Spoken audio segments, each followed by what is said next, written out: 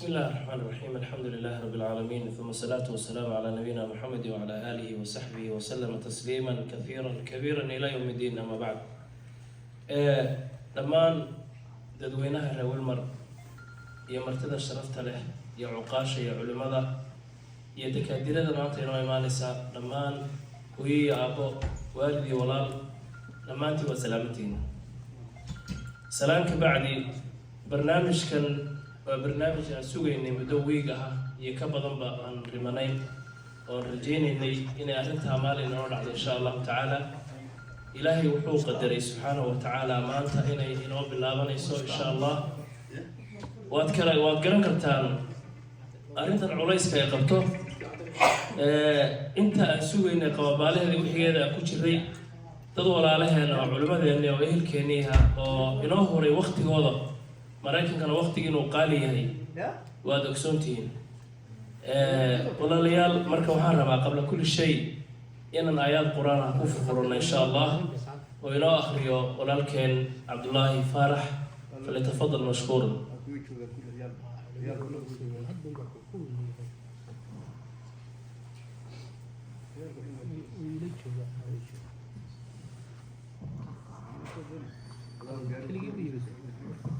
أعوذ بالله من الشيطان الرجيم بسم الله الرحمن الرحيم لا خير في كثير من نجواهم إلا من أمر بصدقة أو معروف أو إصلاح بين الناس ومن يفعل ذلك ابتغاء مرضات الله فسوف نؤتيه أجرا عظيما ومن يشاقق الرسول من بعد ما تبين له الهدى ويتبع غير سبيل المؤمنين نوله ما تولى ونصله جهنم وساءت مصيرا إن الله لا يغفر أن يشرك به ويغفر ما دون ذلك لمن يشاء ومن يشرك بالله فقد ضل ضلالا بعيدا إن يدعون من دونه إلا إناثا وإن يدعون إلا شيطانا مريدا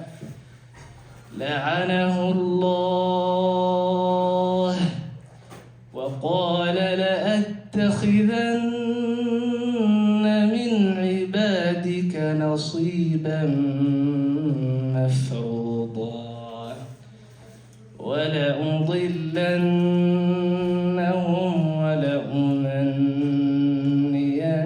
ولأمنينهم ولآمرنهم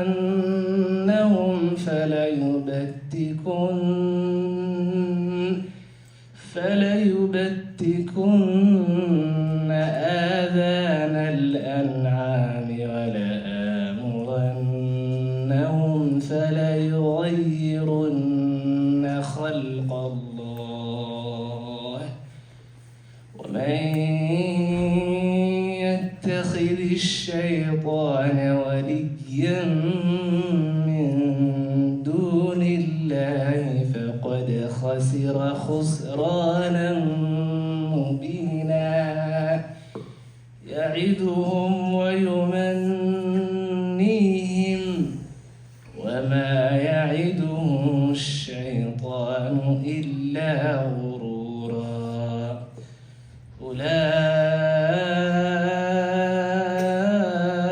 أولئك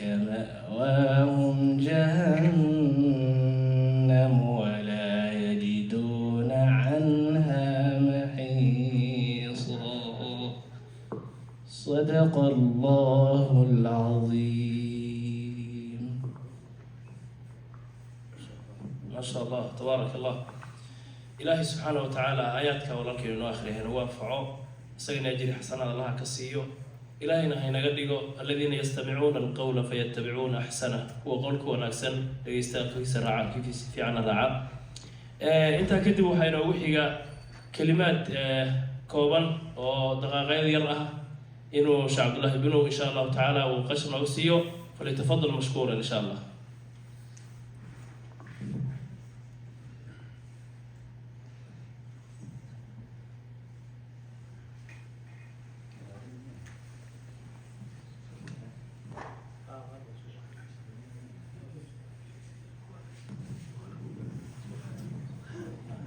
بسم الله الرحمن الرحيم.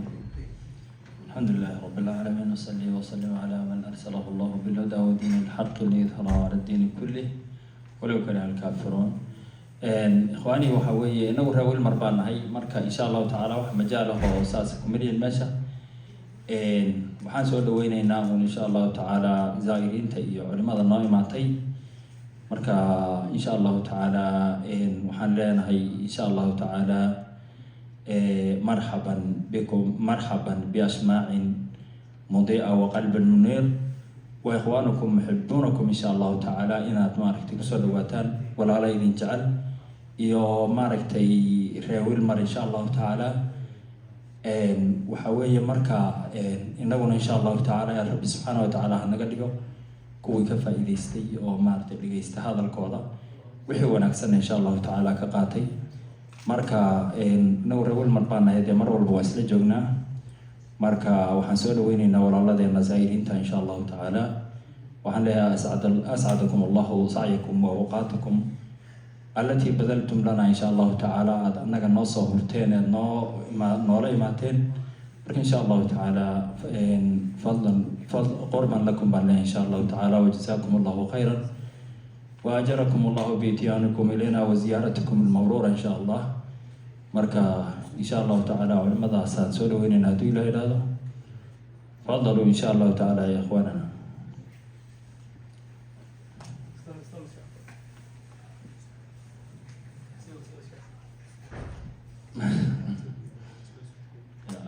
إن شاء الله تعالى بسم الله الرحمن الرحيم. علماء وين نصو قشي بدن كودا way joogan insha Allah taala Sheikh Abdirazaaq asna waa soo galay علماء kale way fadhida Sheikh Abdirxaan iyo Sheikh Ahmed Kulli barakallahu fiikum sanad soontii walaalayaal arrintan waa arrinta sugayna wad garanaysaan qababaha jiray iyo meelaha laga kala imaanayay iyo kala waqti weeyaan marka insha Allah taala hor soo maraan culimada barakallahu fiikum.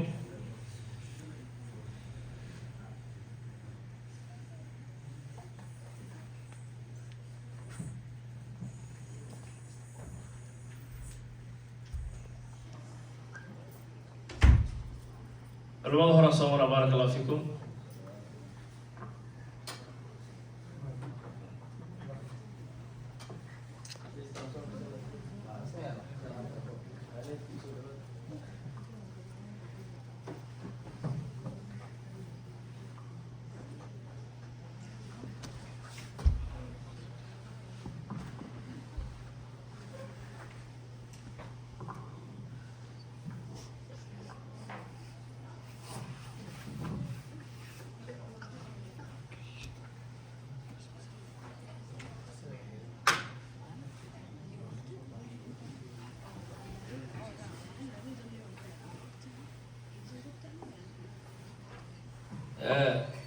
xogaa halkadka kale waxaa weeye culimadu marka ay noo soo socdeen annagu waxaan usii kala qorsheynay si ay u kala horeeyaan marka sheekhii waa soo galay sheekhii kale ka dambeeyey xoogaa nidaamkana ugu talagalnay waxay isku mid tahay wacyigelintii wixiga haddana nin walba nidaam baan ugu talagalnay culimada aada loo xayeysiinhaya maxaa heeday aada loo danaynhayaan aada maanta ugu soo gudtanay inaan ku khatinaan rabnaa marka isagii khatimkana ugu talagalnay haddaan u horumarino waa xogaa meesha aagada gasho weye marka insha allahu tacaala haddii mar gudaha kuwada jiraan intii ka badnayd aan u samreynay insha allahu tacaala inagoo qababaha iyo meesha fogay ka kala imaanayaan ugu cudurdaaraynaa waxba inaga xumaan maha insha allahu tacaala beytka ilahay baan fadhinaa intaas ka hor anoo sii siinayna waqtigiisa haddana sheekha uu ku sii simhayo nashaad baan u dhiibaya insha allah tacaala. السلام عليكم ورحمة الله وبركاته. الحمد لله رب العالمين والصلاة والسلام على نبينا محمد وعلى آله وصحبه وسلم أجمعين. يا أيها الذين آمنوا اتقوا الله حق تقاته ولا تموتن إلا وأنتم مسلمون. يا أيها الناس اتقوا ربكم الذي خلقكم من نفس واحدة خلق منها زوجها وبث منهما رجالا كثيرا ونساء واتقوا الله الذي تساءلون به والأرحام إن الله كان عليكم رقيبا. ويقول النبي صلى الله عليه وسلم اتق الله حيثما كنت واتبع السيئات الحسنات تمحوها وخالق الناس بخلق حسن. أما بعد إلهي والله تسكر تبارك وتعالى كدبنا وحام هدسن dadkan ahlu sharafka ah masaajidka iyo dadka ku xidhan culimadiisa iyo maamulka kulankan qiimaha badan ay soo qaban qaabiyeen iyaga oo ka danqanaya bulshadeena iyo ilmaheena waxbarashadoodii dhaqankoodii iyo diintoodii in loo ilaaliyo. ani magacayga waa cabdinuur bashaash, mar baa idiin imaadaa magaalada Sankalool baan deganahay, idinkama fogi. dhinacana waxaa iga fadhiya sheekh qudbi dayib oon rajeynaya qofka raggu waa wadan muhiima ugu sii muhiimsan inuu yahay, sababtoo ah waan dareensanahay dadka dhegtaa u taagan oo arrimaha iskuullada iyo waxa kasoo kordhay bay rabaan inay xog fiican ka ogaadaan. marka isaga waqti badan buu qaadan doonaa, su-aalahana wuu ka jawaabi doonaa wixii iskuullada khuseeya. shacabsaaq xaashi iyo iman doona iyagana way kulli ma dheero, isaga inuu iga horumare ahayd. waqtigu maadaama socdo aan soo daahnay, aniga kelimadeydii baan iska sii horumarsan insha allahu tacaala. waxaan rabay aayado ku jira suuratul Israa iyo aayad ku jirta suuratul Baqara inaan labadaas aayadood macnahooda bal idinla wadaago wadaadada aan idinku simo. آيات كوباد الله وحوله تبارك وتعالى في سورة الإسراء من كان يريد العاجلة عجلنا له فيها ما نشاء لمن نريد ثم جعلنا له جهنم يصلاها مذموما مدحورا ومن أراد الآخرة وسعى لها سعيها وهو مؤمن فأولئك كان سعيهم مشكورا كلا نمد هؤلاء وهؤلاء من عطاء ربك وما كان عطاء ربك محظورا انظر كيف فضلنا بعضهم على بعض وللآخرة أكبر درجات وأكبر تفضيلا. أيضا الله وحوليه هي الدنيا ذا يكشكين يا dadku inay mudan yihiin inaysan adduunyada waqti badan ku luminin, noloshan aan joognana intii lagu qoray uun aada isticmaali doonto. haddaad dadaal walba samaysana intii lagu qoray aadan dhaafaynin. marka alla wuxuu yidhi man kaana yuriidu alcaajila, waxaa laga cabiray noloshan degdegaysa ama adduunyadan orodka ku socota ee iska dhammaanaysa. qofkii doonaya waqti badan geliya, meelo badan ka raadiya, habeen iyo maalin usoo jeeda,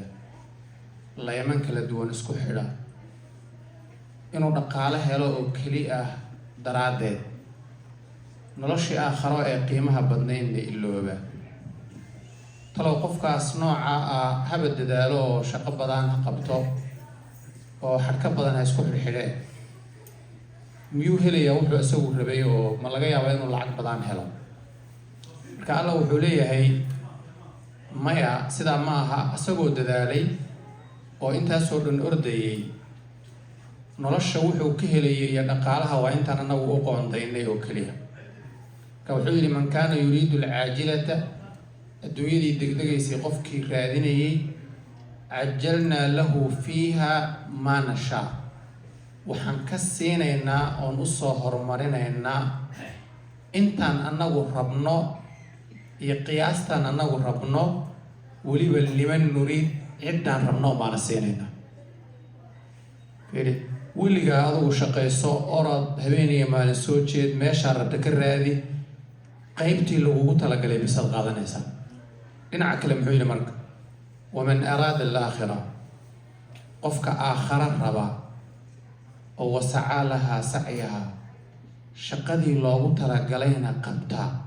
oo aakhara u shaqaysta wa huwa mu'min isagoo ilaahay rumaysan alla wuxuu yidhi fa ulaa'ika kaana sacyuhum mashkuura kuwaasaa ah kuwa dadaalkooda la mahadiyey dadaalka la mahadiyey waa dadaalka aakhara ku salaysan ee qabriga ka fikiraya qiyaamaha ka fikiraya macsharka ka fikiraya ilaahay hor istaagiisa ka fikiraya irsaaqadii ilaahay kuu qorayna waad helaysaa nabigeenna wuxuu leeyahay sala allahu calayh wasalam nafakha fiya aw fii rawci ruuxu lqudusi anlaa tamuuta nafsun xataa tastakmila ajalaha wa tastawciba risqaha jibriil baa wuxuu ii sheegay oo igu afuufay oo igu akhriyey naftayda ku afuufay nafi ma dhiman doonto ilaa oo adduunka cumrigii looga qoray ay dhammaysato mana dhiman doonto ilaa oo irsaaqadii iyo biilkii loo qoray ay hesho kaasaa nabigu wuxuu lehy sala allahu alay wasalam ilaahay ka cabsada oo irsaaqadii oo idinka soo daahday xaaraan inaad ku dhacdaan yaysan idinla gelin xadiid kale wuxuu lehy nabigu sala allahu alay wasalam man kaana hamuhu addunya macnaha xadiidkiisu xadiidka macnihiisu waxa weye qofkii fikirkiisa iyo waxa uu ka walwalayo iyo waxa uu waqti badan ku lumiyo adduunye uu yahay nabigu sala allahu calay wasalam wuxuu leeyahay ilaahay tabaaraka wa tacaala faqri iyo baahi buu indhaha ka saaraya welwel baa lagu furayaa irsaaqadiina waa loo kala geynayaa waa intii u qorayd laakiin qaarba meel baa lagaga tuurayaa qaar wuxuu ka raadinayaa california mid kale chicago aaday mid kale texas baa lagu tuuray 5,000 ee uu qaadan lahaabaa 500 ba meel loo dhigay laakiin qofka hamigiisu uu yahay aakharo nabigu wuxuu yihi sala allahu calayh wasalam qalbigu ilaahay hodantinimo iyo dhereg iyo kalsooni buu ilaahay qalbiga u geliyaa adduunyada intii ugu qoraydna waa loo ururiya marka waa inaan ogaano noloshan aan joogno waxa aan ku dadaalayno waqtigaan ku bixinayno inay noqoto wax ilaahay raali gelinayo tabaaraka wa tacaala saa daraaddeed markaan halkaa marayno waxaan u imanaynaa nabi yacquub calayhi salaatu wasalaam markuu dhimanayay suuratulbaqara ilaahay wuxuu ku sheegay wuxuu yidhi intuu kasoo sheekeeyey yahuudda iyo waxay sameeyeen waa waxaa la yidhi am kuntum shuhadaa إذ حضر يعقوب الموت إذ قال لبنيه ما تعبدون من بعدي قالوا نعبد إلهك وإله آبائك إبراهيم وإسماعيل وإسحاق إلها واحدا ونحن له مسلمون وسيد الله رب إننا عيال كيننا نغفك الرومانتا آخر ضي التربية ضي الرقم كولا يعقوب عليه السلام مركو لمن عيال كيسيبو سورو ليبني ويسوى كاني أصور رب بلينو ogaado ilmihiisu inay wixii uu sheegi jiray fahmeen dhaqan fiican inay haystaan hadduu dhinto waxay sameyn doonaan inuu ogaado maxay caabudi doonaan ilaahay sidee uga cabsan doonaan asaga ma u soo ducayn doonaan aakhara kuwa ka fikra may noqon doonaan base waxay noqon doonaan ilmo adduunyada raacay akhlaaqdoodu luntay dhaqamadan xunxun ee iskuullada kusoo kordhay qaatay laga roonayaashii ku darmaday wax walboo loo sheegay caadi iskaga arka may noqon doonaan markaasa alla wuxuu yidhi am kuntum shuhadaa yahuud baa lala hadlayay markaa cid walbana waa lala hadlayaa oo ka dambayse miyaad ogeydeen baa layidhi ma maqasheen markii nabi yacquub geeridu ay u timid deedna ciyaalkiisii oo dhan uu soo shiriyey hortiisa uu fadhiisiiyey isagoo walwalsan oo markuu dhinto kadib waxay sameyn doonaan ka fikiraya baa wuxuu ku yidhi maa tacbuduuna min bacdi su-aashaas uu dhiibay haddaan dhinto maxaad samayn doontaan innaga hadda waxaa laga yaabaa walwal badan ciyaalkeenu inaysan inugu haynin baa aakhiradooda. hooyada iyo aabbuhu waxaa laga yaabaa waxa ugu badan ay ka fikiraan ilmuhu inuu dhar fiican xidho, ma gaajootay, iyo muuqaalka kore in la qurxiyo, intaa bas inaan fiirsano. laakiin ilmahaagu salaadii ma bartay, adkaarta ma yaqaanaa, xuquuqda nabiga ma garanayaa sallallahu alayhi wasallam, xuquuqda deriska ma yaqaanaa, gaalada si ula dhaqmaya ma garanayaa, waalidkiisa uu ixtiraama ma ogyahay, aakhare inay jirta ma ka warhayaa, gaal iyo muslim in la kala yahay ma ogyahay, dhaqan iyo diin inuu leeyahay miyuu garanayaa? su-aalahaas miyaad bartaa ma ku korisaa ilmahaaga? ma weydiisaa? mase markii uu xataa su-aalku weydiiyo waad ku boodaa oo naayaa iyo waryaa baad ku tidhaahdaa, waad ku qaylisaa, waryaa maxaasan magaal baad noqotay baad tidhaahdaa. markaa nabi yacquub wuxuu yihi calayhi salaatu wasalaam, haddaan dhinto aniga gadaashay maxaad caabudi doontaan? ilmihiisi ilmo tarbiyaysan bay ahaayeen. waxay ugu jawaabeen, nacbudu ilaahaka wa ilaaha aabaa'ika ibraahiima wa ismaaciila wa isxaaqa. waxaan aabbow caabudi doonaa, si fiican baad wax noo bartay,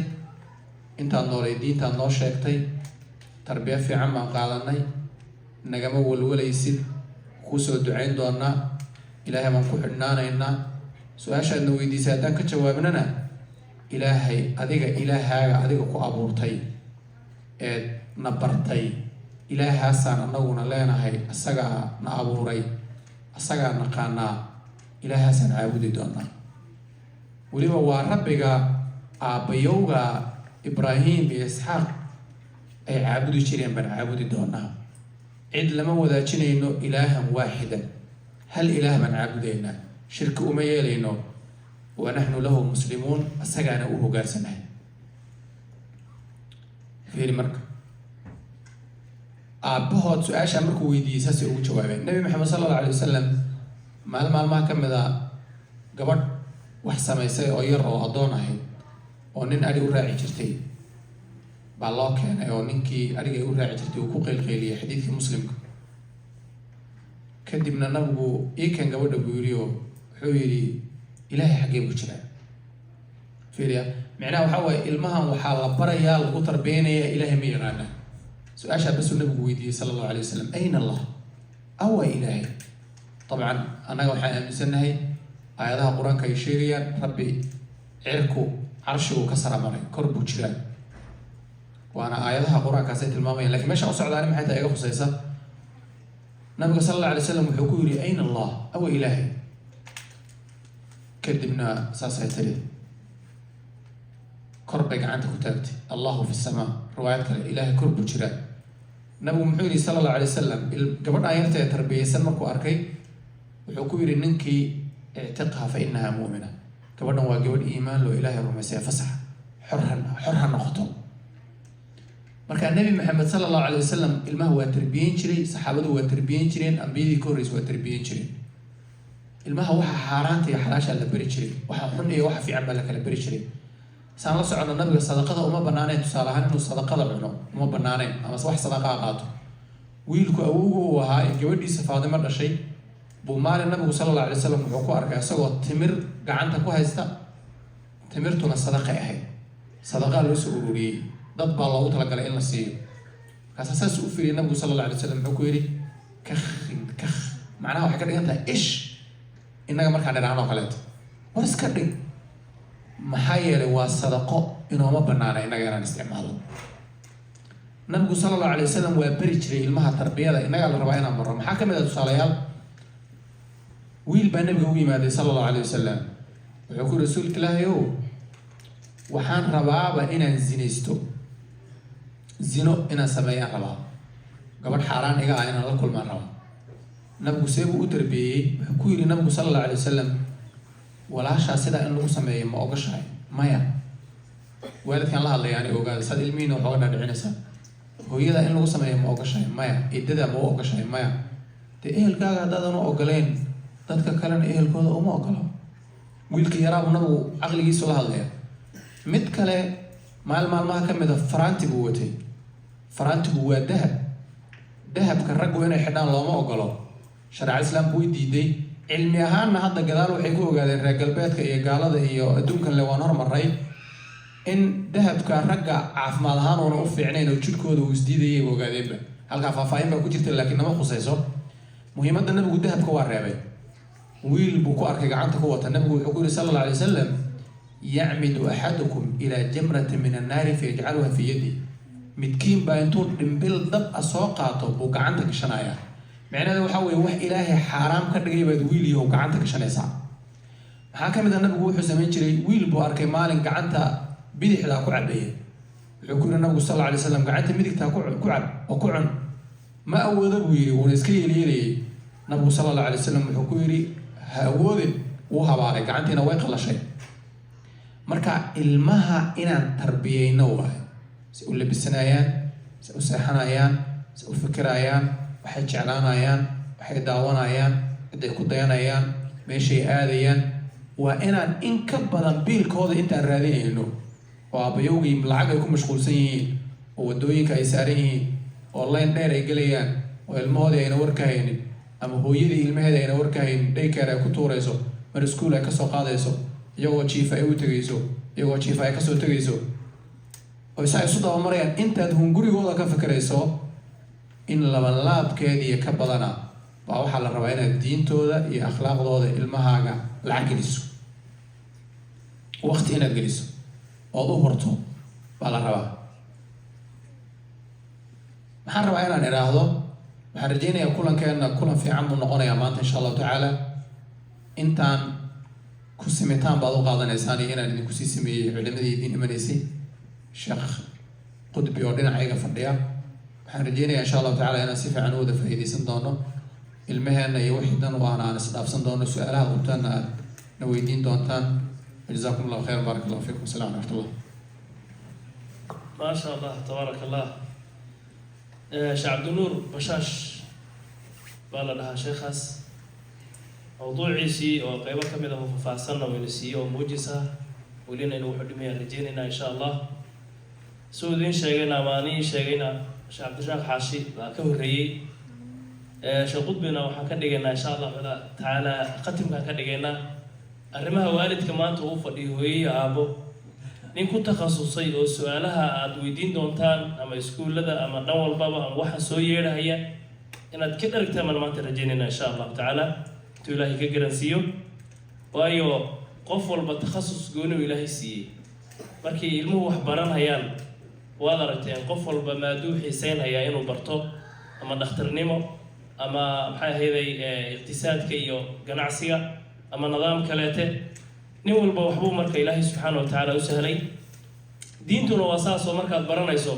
rag baa xadiista ku takhasusaya rag baa tafsiirka ku takhasusaya rag baa qiraa'ooyinka iyo maxay ahaydey ku takhasusaya tajwiidka iyo culuumul quraan marka sidaas oo kaleete culumo kala duwan qaar baa tarbiyada awlaadda kaliya sida oolamahaada oo la dhaqmi lahayd kaliya ka hadlaya qaar baa ka hadlaya maxay ahaydey bulshada weynta sidii la iskugu wadi lahaa maanta hooyooyinka waqtigoodii soo hureen ee guryahoodii soo cidlayeen iyo aabooyinka soo cidlayeen inay wixii guuxay yeedhahaya ay maanta ka dhargaan baan rajaynaynaa insha allahu tacaala inaad sabirtaan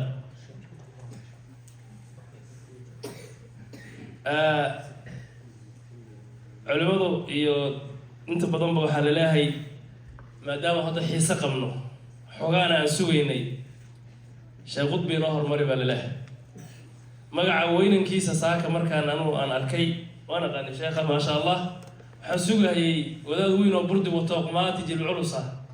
wiil yar oo dhali kara markuu imaaday waan yaabay maasha Allah marka waxay ku tusaysaa cilmigu inuusan lahayn yari iyo weynan in la barta ay tahay marka asaga ayaan kusoo dhaweynayaa insha Allah tacaala oo leeyahay sheekh qudbi arrintaas aan kaaga fadhinay insha Allah tacaala iskuulada iyo guuxa yeedhahaya in aad si ilaahay kugu yahay oo ku baratay insha Allah tacaala nagu soo gudbiso barakallahu fiik fadlan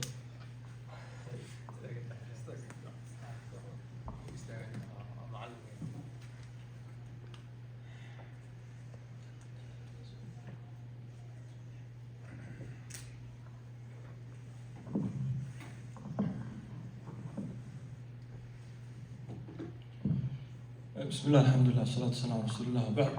اللهم صل على محمد وعلى آل محمد كما صليت على إبراهيم وعلى آل إبراهيم إنك حميد مجيد. السلام عليكم ورحمة الله وبركاته. وعليكم السلام. إن شاء الله برنامج كان آتك اللوجو هذي نبضنا صهر القادم يلا بدن حوار وحكوا في عين هاي سؤالية جواب أهان اللي كديكم أو صاص لو بديو هذا البدن يو محاضرة بدن يو مبانا مركز سؤالها حوار وقت سيرنا أنت عصرك وحكى دمان سماها نص أفتني شطر معنا كنا سماها إن شاء الله ده عصر كجالسين كنا نسكت دينا كل ما عمل كحوق تركنا لكن مركو هو مقدمية سمعنا ولا فهم سمعنا على المها يا وعدتك إن شاء الله المها أنا بفهمها يعني كل واحد يقول هذا الله دي كل سمعنا ولا هذا سمعنا بفهمها يعني هدي لكن كل إنجليز يقول هذا عند كل هذا الشباب مركز مفهمها يعني لكن محاورته isweydiin mudan haddaan Soomaalina intaan barnaamijka guda galin ilmaheena Soomaaliyiin gurigana Soomaali طبعا dad Soomaali bas ay joogaan oo cadaan dad kale aysan la tagarin ilmaha Ingiriisi bas maxaa baray Soomaali maxay u hadlayeen waa homework waalidiintu yaala taas siinayna kulli waa dad canaana ma ahan laakiin waa hawl noo wada taal insha Allah taas mid arrimahan hadda socda oo jinsiga qofka la bedelayo ilmaha ahaato weyn ha ahaato adduunka meelo badan hadda ku faaftay Mareykan bas aan ku ekeyn gobolkan bas aan ku ekeyn xagee ka timid maxay tahay xagee loo wadaa waxyaabo badan oo ilaa hadda waxyaabo qarsoon waayo oo Ilaahay bas ah waxyaabo yacni uu cilmi gayb ah uu Ilaahay ku ogyahay bas way mid waxaa noocad yarkii Cabdullaahi Farsamayn walaalka quraanka inuu bilaabay mid waxaa cad quraanka icjaaskiisa mucjizada quraanka waxaa ka mid ah aayaadku noo akhriyay page-ka oo suurat an-nisaa laa khayra fi kathiirin min najwaahum uu ka bilaabay waxaa ku jirtay shaytaanka Allah subxaanahu wa tacaala markuu ka hadlayay lacanahu Allah wa qaala la attakhidanna min cibaadika nasiiban mafruuda ilaahay inuu shaytaanka lacnaday oo dabcan waa la soconaa janno laga soo saaray oo ibliis uu ahaa mar nin jigahayo martaba fiican khalqiga ka joogin oo ahaa laakiin wixii laga soo gudbay kadibna uu ku dhaartay markii jannada laga soo saaray in uu adoomadiisa qayb weyn ula kici doono uu inta badan intuu duufsado ilaa cibaadaka minhum almukhlasiin inuu koox yar bas ka soo reebo laakiin intooda badan inuu duufsan doono ballamaha uu qaaday ibliis marka waxaa ka mid ahaa آيات كحكت وكخاضي ولا أضلنهم ولا أمنينهم ولا أمرنهم فليبتكن آذان الأنعام ولا آمرنهم فلا يغيرن خلق الله وحوج إبليس كل دارت وكل علي دارتيسة إنه ابن آدم كأمر دونه أمر كسوء أوض إنه جارسين دونه إنه خلقك إلهي بدلان علماء أنت نهوري والدينتنا كمية هاين جيل كهوري فليغيرن خلق الله آيات أنت سقيت كمية تفسير كذا طبعا وحيابها لو رجل كمية سي خلق إياها لو بدل عين إن بدل وحياكو صعب سنة أتيكو رسولة بتكون آذان الأنعام حولها إيو إن حوله العابد إيو إن حولها لقوة يجرتر عيان أو جاهلية سمين جيران إيو لكن إن أوقفك ابن آدم كأها أو ويل كأها جبر لقى دقايق جبر لين ويل لقى دقايق تعصد بدن كمصل لين تبدن كمصل لين ابن عباس رضي الله عنهما أقواش لقاها وحاكم العلماء الواجبتها وحديه جري مركز تفسيرك وكذا وحنا هذا تفسير ذاتك يعني قفك وعلم بدن والنبي صلى الله عليه وسلم ودحي وحديه جري صحابة قال بتابعينته haddaan idinkaga sheekeeyo waxaan ogahay la kafartum haddaan idinkaga sheekeeyo waxaan ogahay oo tafsiirka yani saan u ogahay haddaan idinkaga sheekeeyo waad gaaloobi lahaydeen ama la kafartumuna anaad gaalaysiin lahaydeen waxaad dhihi lahaydeen waxaan nabi maada ka maqal cidna maada ka maqale waa jeelkaaga marka wax badan uu ogaa uu nabiga ka bartay ama saxaabadii ka ogeed ka bartay dadka sayta ugu sheegi jirin waayo dadka diintoodii baa halis galaysa aan ka gudubno hadda marka xagee wax marayaan xagee hadda la joogaa taas culimada xogaa ku fiican inay ka hadlaan hadda meesha la maraayo waxay tahay homosexuality-ga qaniisnimadii wixii inta laga soo gudbay baa waxaa la marayaa in la dhaho raggiina dumar iska dhigaan loo ogolaado dumarkiina raggiina iska dhigaan loo ogolaado taas taariikhiyan 50 sano la soo dhaafay 60 sano la soo dhaafay rag iyo dumarka waxa sanadahan dambe waxa u badnaadaan waxay rabaan ka taaban doonaan laakiin ragga intii rabtay inay samayso process dheer baa la marin jiray markii hore waxay ahayd diintana way aaminsan tahay inay jiraan rag iyo dumar u dhasha inaysan dareen dhinaca kale aysan lahayn aayaadkii oo cawrada ka hadlayay ulul urbati minkum aayaadkii ka hadlayay cawraadka ثلاث عورات لكم آيات كاسكان هاي سورة محمد النور إنها تاي ويجران رك أنا دران أولا نحكله دمر أنا دران نحكله وين الجيران رك أما دمر أولا شيء biologically لنحا جسم جوده أولا شيء إنه كوبدين كروموزوم كدمر نمدا أما دمر كروموزوم كرج نمدا كوبدين ويجران دين تنوي قبتها قف كاسو كلنا ولا قبا إن لو بدل كذا إن عقوب بدنيا أما لو واضح حبرات بهذول دشوا حبلت حوج بدل إلا بدل ولا قبا لكن إن عافمات قبا عافمات قبته إن هذا ما استبدل عيا محاكيني وحكروا جرتي مركي ورا أنت أنا استبدل كان يو قليل كان الجارين إن جرتي رج دمر كل سيد دمر كل بستان دمر سيد رج كل بستان وحي وصوص وحنا وشيطان كبلنتو قادوا شيطان كبلنتو قاعد له مربى وسو مرناي مرحله مربى ستيك وسو مرناي هذا مركه وحي مربى وسو كارتي ان لا بهرجنا واسبدل كان هذا كان اسبدل كان لكن مركه ورا براس باجي نظام بلا مرجي لو 20 سنه كور 30 سنه كور مريكان دو waxaa jiray hal clinic hal isbitaal Johns Hopkins University of Maryland ku yaala oo lagu sameyn jiray qalliinka rag iyo dumarka رنكنا إن دمر لقدي كرر رجع دمر كرر لقدي كرر هلك اسبتال بيجري هلك اسبتال وحولها الشروع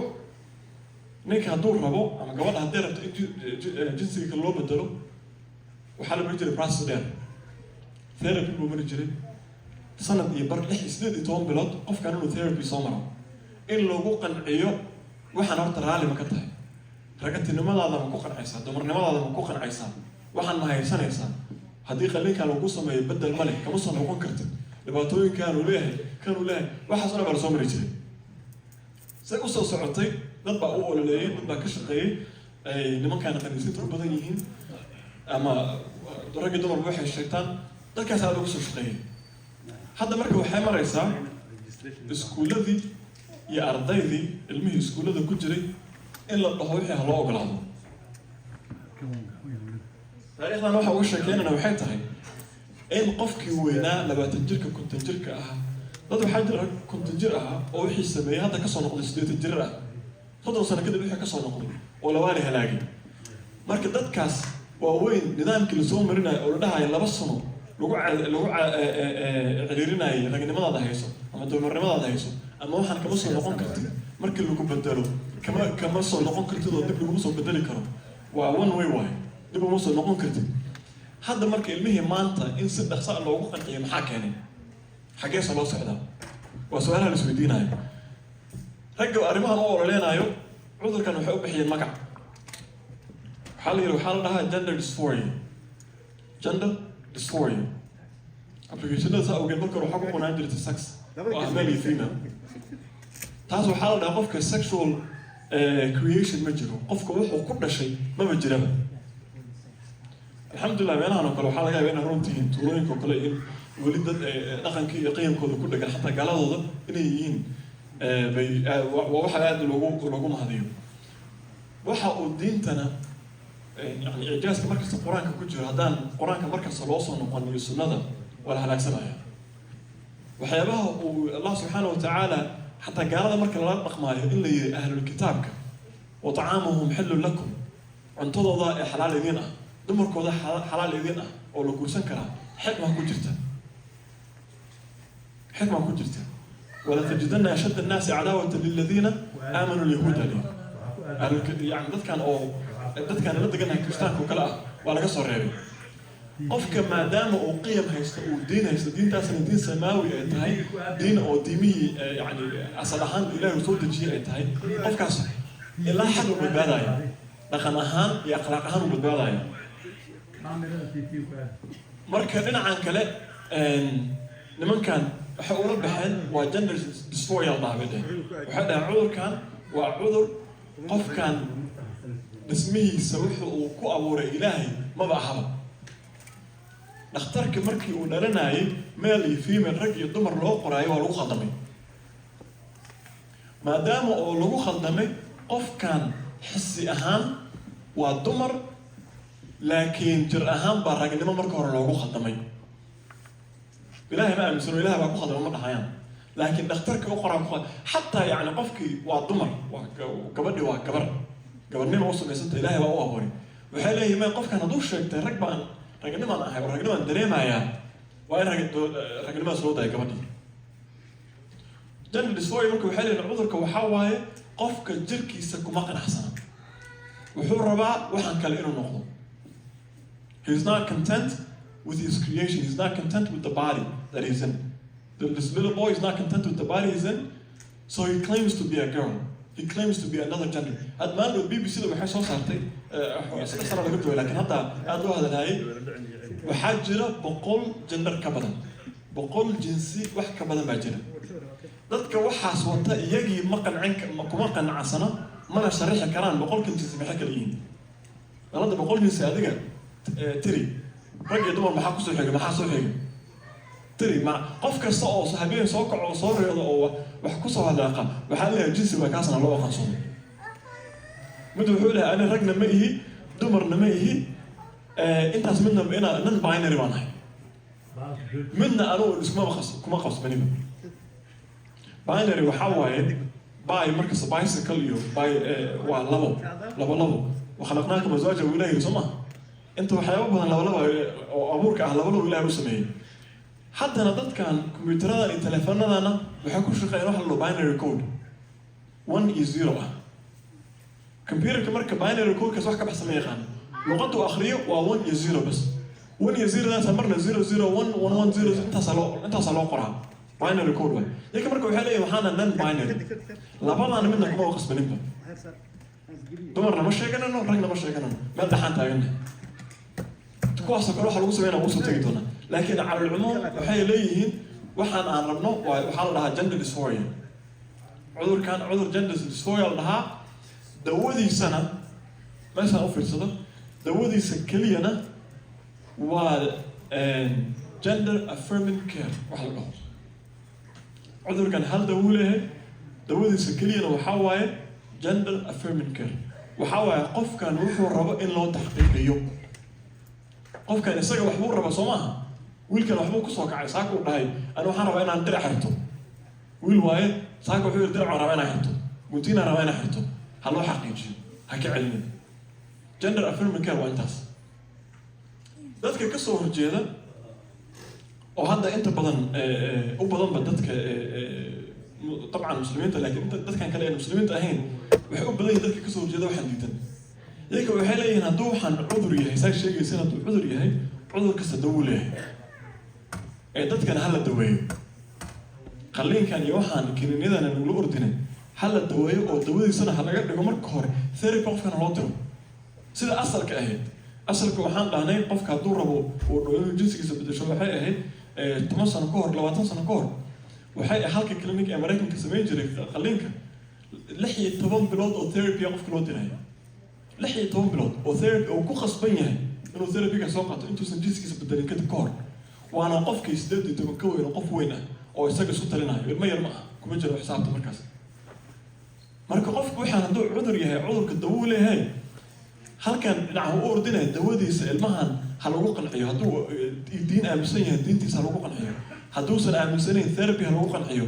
hadduusan waxaas dhan aaminsanayn waalidkiisa ha la hadlo wax lee ha la sameeyo waxaan qofka marka hore ha loo diido dhinaca kale marka waxay taagan yihiin maya yaa loo diiday yaanba lagu hor imaanaya taas marka iyagoo laga duulaayo gobol ahaan hadda inta dhinacan waa lagu runyahay laakiin gobol ahaan ninkan Tim Walz governorka gobolka waxay qaateen sanadkii lasoo dhaafay 2021 waxay qaateen arrimahan dadkan waxaan diidan oo ah in qofkan hadduu dhaho tusaale ahaan gabadhi hadday dhahdo gabdhahan hadda u badan waana ka hadli doonaa sababta ugu badan yihiin gabdhaha u badan waxaa raba inay jinsigooda bedeshaan oo dadkan cadaanka iyo gaaradan kale ah dabcan soomaalida alxamdulillah weli waxaas ma soo shaabixin waxaas weli lama soo gaarin laakiin hadday gabadhi soo kacdo ay dhahdo waxaan rabaa inaan wiil noqdo maanta ama wiilnimaan iska dareemayaa wiil hiya liigu yeero ma gabadhi Jennifer ahayd Jason liigu waco hadday iskuulka la soo tagto in ilmihii uu waalidkii ilmihiisu la hadli karo hadduu kaniisada aaminsan yahay kaniisadii inuu geyn karo hadduu wax kale aaminsan yahay inuu geyn karo taas governorka wuxuu saxiixay order ah inay waxaan khalad tahay qofka waxaa la dhahaa maxay ahaydey conversion therapy dhaqan celin conversion therapy waa dhaqan celin qofka in dhaqan celin loo samayn karo dhaqan celintan marka waxay ku doodayaan nimankan inuu waxaan dhaqan celintan in ay ka soo horjeesaan inay jahaal abuse tahay dhaqan celintan qofkan wuxuu rabay in loo diido lagu hor istaago waxay leeyihiin waa child abuse ilmaha waa lagu xadgudbaayaan gabadhaan Soomaaliya soo kicin oo wiil maanta raba inaan noqdo wiilnimada loo daayo waraa waalidkeeda ah aan la hadlo ma la hadli karaa gabadheeda ma kala dhixin karaa maya kama la dhixin kartid gender affirming care waxa dhawan sameeyo taasna dhinaceeda kale gender affirming care kiina gobolka waa lagu qasbay in la qaato marka hadda iskuulada dhibka ka taagan muxuu yahay iskuulada dhibka ka taagan hadda wuxuu yahay kow horta mid aan caddayn iskuul ilmo lagu duro iyo cirbado la siiyo iyo kiniin la siiyo ma jiro hadda ma jiro mana la ogolo iskuul ilmo joogo iskuul nursiga ama iskuulka awood uma leh awooddoodana ma aha tabartoodana ma aha يعني dhaqan koodana ma aha inay ilmo kiniin siin karaan ama xataa taalnoon inay siiyaan iskuulka awooddaas ma leh kiniinka iskuulka ilmaha la siin kara waa kiniin uu dhakhtar usoo qoray oo nursiga iskuulka loo geeyo hadduu iskuulka nurse leeyahay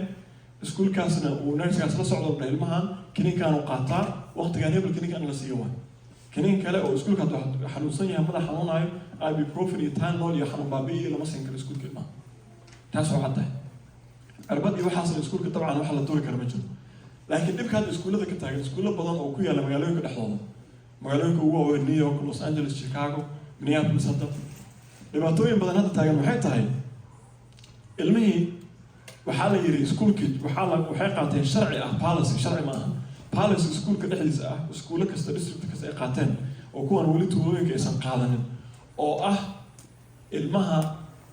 in loo taxqiiqiyo waxa uu rabo waxa uu isaga yahay in loo dhaho waad ku saxsan tahay ku soco taas waxaa lagu sii daray sanadahan dambe waxaan uu ilmaha sheeganayo hadduu dhaho waalidkeed ma oga ha laga qariyo ma aha hadduu dhaho waalidkeed ma oga inaan waalidkeed loo sheegin taasaa lagu daray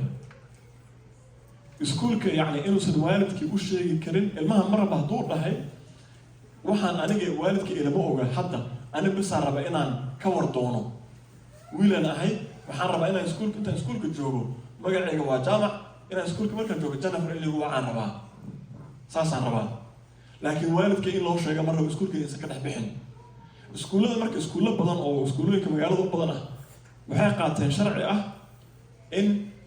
taas la tixgeliyo ilmahan wuxuu rabo loo tixgeliyo waalidkana aan loo sheegin waa laga soo gudbay taas waxaa la yiri shuruuc ha la soo saaro shuruuc ma policies ha la soo saaro waalidka waxaan looga qarinayo inuusan macallinkii iyo dadkii iskuulka in lagu xukumo inaysan sinaba u sheegi karin markii hore waxay ahayd in laga qariyo bas laakiin hadda macallinkii iyo dadkii iskuulka ka shaqeynaya in lagu qasbo waxaan kamaba hadli kartaanba haddaad ka hadashaan waxaad jabiseen habraaca iskuulka habraaca iskuulka jabiseen ciqaab baadna leedihin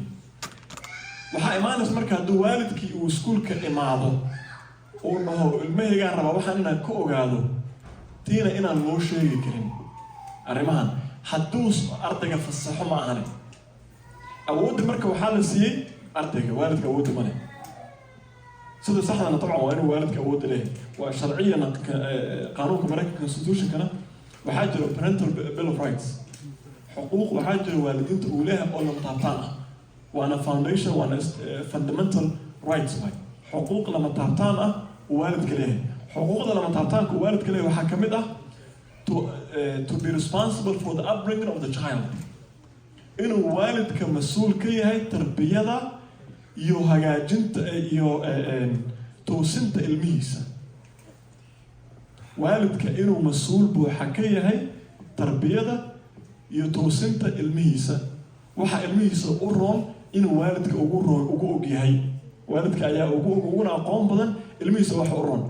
ilaa ay soo gaadho in ilmihii lagu xadgudbo la arko xadgudub caafimaad ilmihii oo guban ilmihii oo dhibaataysan ilmihii xanuunsan oo daryeel caafimaad aan siinin markaas dowladda way soo gacan gelin kartaa laakiin waalidka hadduu dhaho ilmihayga aniga iskuulba uma ogolin guriga wax ku baraya dowladda way taxgelinaysaa waxaa iskuulka ilmaha guriga wax ku bar laakiin waxa aad ku barayso wax ha noqdo la jaan qaadi karo ilmaha dhigiisa iskuullada kale waxa lagu baraayo wax la jaan qaadi kara ama ka horeeya waa ku bari kartaa adaa mas-uulka ah ilmaha tarbiyadiisa taas waa mid marka shuruucda yani habraaca ama policies-ka ay iskuulladan qaateen waxaa ka mid ah oo asal u ah arrintan oo ah in ilmihii waalidkii laga qariyo ilmahan waxa uu rabo iyo waxa uu ilmaha sheeganayo taas way kasoo gudubtay marka meelo badan hadda taas way kasoo gudubtay waxay timid in iskuulkii macallimiinta iyo counselorska inay ilmahan ku qalqaaliyaan ku tashkiiliyaan wiil baa tahay soo maaha gabarnimaa rabtaa gabarnimadii in ilmihii la horkaco meelo badan ee waalidiin badan oo gaalo ah ay ka doodayeen oo meeshan qofku yara arrintan oo kale inuu aada uga bogto wuxuu waxaa si fiican uga hadasha hay-adda la dhaho Heritage Foundation isla tan waxaa waaye soomaalidana ka dhex shaqaysa waaye isla hay-addaas waaye siyaasadda Soomaaliya markay noqoto waa lagu kala duwan yahay Soomaaliya iyo Somaliland markay noqoto waa lagu kala fikir duwan yahay laakiin markay ay arrimahan noqoto the Heritage Foundation arrimahan aad bay ula dagaalamaan sida ula dagaalamaana sida ay ugu dhex jiraanna waa sida waafaqsan dadka muslimiinta say rabaan dooday ka qabtaan waxay ololay ka sameeyaan siyaasiyiinta ay kala hadlaan waxay aad iskugu dayaan in waxyaabaha la joojiyo in awoodda waalidka loo soo celiyo oo aan awoodda ilmaha la siinin marka qof kale inuu aad uga bogto taas uu ka bogan karaa marka waxyaabaha ay iskuullada marka ay soo gelinayaan waxaa ka mid ah dadkana waxaa wata asal ahaan shuruucdan iyo habraacan waxaan oo dhan hal iyo laba meel buu ka imaada waana organizationada hay-ado waxaa waaye dadkan qaniisiinta aada u taageera ama yaka ay leeyihiin la maalgeliyo dadkaas habraaca qoro yaka iskuullada waxay ku qasbaan inay habraacan qaataan waxay iskuullada ku qasbaan ay dhahaan iskuulka waxaan iskuulla loo imaanaya intoo kale elementary school high school loo imaanaya waxaa laleeyahay waxaan fiirinaynaa sida aad usoo dhaweysaan dadka qaniisiinta ah iyo dadkaan jinsigooda bedelay waxaa la dhahaa marka iskuulladaas welcome in schools iskuullada soo dhaweeya dadkan lagaroonayaasha ah waxaan fiirinaynaa saaad usoo dhaweysaan saas marka la fiiriyo kadib waxaan samaynaynaa shahaadooyin baan siinaynaa xidigaan idin siinaynaa iskuulka marka waxaa shahaado iyo xidiga lagu siinayaa sida uu ugu soo dhaweyn badan yahay dadka lagaroonayaasha ah hadduunan aada usoo dhaweyn uusan lahayn musqulaha uusan u fasaxin gabadha hadday wiilnimo sheegato musqulaha wiilasha haddaan loo fasaxin haddaanan lahayn shuruuc ilaaliya haddaanan lahayn gabadhi hadday dhahda hiiha liigu waco oonan loo taxgelinayn iskuulkaas waxaa la siinaa uu ku dhacaali leh welcome school ma aha waxaana loogu hanjabayaa in la dhaho yacni lacago iyo tireline iyo lacago gooni ah oo dadkan loogu talagalay discriminationka meesha ay kasoo galayaan waxaa waaye isla meesha aan dadkan madowga iyo soomaalidana iyo dadka meelaha xoogaha dhaqaalaha ee iskuullada lagu siiyo oo inclusionka iyo diversityga iyo waxaas equity iyo meelahaas iyagana ka daaqayaan marka waxay leeyahay maadaama oodan ilmahan soo dhaweynaynin lacagahaas waxaan cadaadis gelinaynaa dowladda iyo gobolka inaydan ka jartaan marka iskuulka dabcan isagoo qofki dadka gaala yihiin iyagoo arrintii arkaayo waxay leeyihiin aan iska qaadano waxaan lacagtan iyaan isku aqoonsanin taas marka ka soo soco waxay soo gaartay ilmihii marka waana soo koobaya insha allah culimada kale waa joogaan ilmihii in la dhaho iskuullada qaarkood waa ina aad bay ugu faaftay iskuulladan hadda waaweyn oo New York iyo Los Angeles iyo San Francisco iyo Chicago iyo waa hadda yacni waxaa jiro heer waxay gaareen ilmo qaarkood inta waalidkii oonan xataa waalidiinta in laga qaatay way gaartay Heritage Foundation doodaha ay qabtaan waalidiin badan waxaad arkaysaa ilmihii xataa laga qaatay maalin waxaan daawanayay Secretary of Health and Human Services waxaa waaye markii la turjumo wasiirka bulshada adeega bulshada caafimaadka iyo adeega bulshada oo la magacaabayo xukuumadda hadda magacaabaysa waxaa la weydiiyey ilmaha Congress-ka weydiinaya haddii waalidka uu diido waxaana rabtaan gender affirmative care-kan ilmaha in loo taxqiiqiyo waxa uu rabo loo socodsiiyo waalidka diida halis ma ugu jira in ilmaha laga qaato waa ka jawaabaya su-aashaas waa ka gaabsaday waayo gobollo badan hadda California ku jirto ilmada ku jirto New York ku jirto arrimo ka taagan waayo doodahaasna waa qofkii rabo uu ka bogan karaa sharci marka waxaa lagu soo daray shuruucdan ama habraacan policies-kan waxaa lagu soo daray sharci ilmaha hadduu halis dareemo guriga ilmaha guriga hadduu halis dareemo uu dhaho guriga dhibaata iga qabsanaysa haddii la ogaado in uu iskuulka xaq u leeyahay in waalidka xiriirka loo jaro oon lagala hadlin waxa ilmihiisa khuseeya oo arrimahan inaan lagala hadli karin maalin dhaweyd gobolka Maine waxaa ka dhacday hooyo gabar 13 jir haysatay gabadhii gabar 12 jir ahayd marka 13 noqonaysay gabadhii marka waxay tiri Soomaalidana waa leenahay gabdho wiilasha la ciyaaro wiilal meelaha qaarkood iyagoo waaweyn xataa naanaysta wiilay ku cambaxaan wiilashay iskala jeclayd inay la ciyaarto dhaqanka gabdhihii iyo waxaana badanaa ku dhacdaa gabdhahan oo madiga ama keligood kore ama hooyo keligeed haysta ama keligeed gabdhahaasi badanaa ku dhacdaa ama aanan gabdho kale kusoo dhex korin oo wiilal kusoo dhex korta hal gabar oo shan wiil ay ka waawan yihiin oo kale iyo waa iska caadi gabadhii baa marka waxay dhahday xogaa ilmihii lama ciyaaro gabdhihii lama ciyaari karo wiilasha la ciyaaraya sidii baa waday maalinta dambe counselor-ka la kulantay waxay tiri waxaan rabaa inaan wiilnimadan ka wardoono hooyadaa ma kula og tahay maya lama oga hayay tiri anaa kuu sheegaayo saan iyo saan samee maalintii intaanoo mar baan is arkaynaa isbuucii intaanoo mar is arkaynaa sidii baa lagu waday macalimadda marka waxay bilowday inay u keento gabar 12 jir oo markaas oo soo koraysa waxay u keentay waxaa jira gabdhaha marka waxyaabaha marka la bedelaayo oo gabadha wiil laga dhigaayo dabcan gabadhii naasaa usoo baxaaya naasaha marka waxaa jiro ama in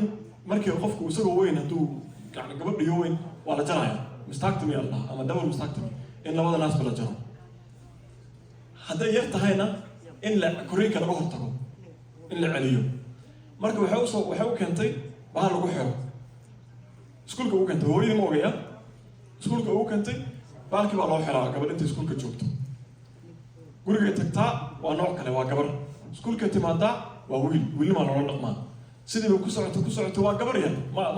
waxaan ma ceshan karto ma xajin karto hooyadii baa marka dambe u sheegtay hooyadii waxay ogaatay sanadku dhowaad in gabadhaan lala shaqaynayo iskuulka lagala shaqaynayo magaceedii la bedelay iskuulka hiil looga yaqaano magaca wiil looga yaqaano laba counselor ay la shaqaynayeen gabadhii ay kasii bixi rabto iskuulkii timid waxaa la yiri waxay tiri waxaan rabaa inaan ogaado inaan ka ogaado waxay tiri waxba laguma sheegi karo hal gabadhaada halis bay ku jirtaa adiga waalidkii ma taageerisid gabadhaada ma taageerisid ilmahaaga ma taageerisid waalid ilmihiisa u rurmatid maadaama ilmihii taageeraynin waxba lagulama sheegaranayo waxaan rabaa inaan la hadlo counselorkii iyo macallimiinta ilmahayga la hadli jiray may lama hadli kartid waa laga jartay xiriirka loo jaray inay kala baxdo iskuulka dacweyso taas hadda maraysa weli way socotaa kuwa way jiraan inta laga kaxaystay gabar maamo Spanish ku arkayay Heritage Foundation ku jirtay laga kaxaystay markii dambe gabadhii isbedeshay wiil loo bedelay la dilay waxaa kusoo khatimaa marka gabdhaha maxay ugu badan tahay arrintan gabdhaha waxay ugu badan tahay inta hadda kiisaska aadka ugu badan oo dadka cadaanka ku dhaca iyo madowga iyo Spanishka waxaa u badan gabdhaha waxay ugu badan tahay they're more social than wiilasha dhinaca socialka iyo xanta iyo sheekada iyo gabdhaha u badan bullyingka iyo in la isla xaqiro in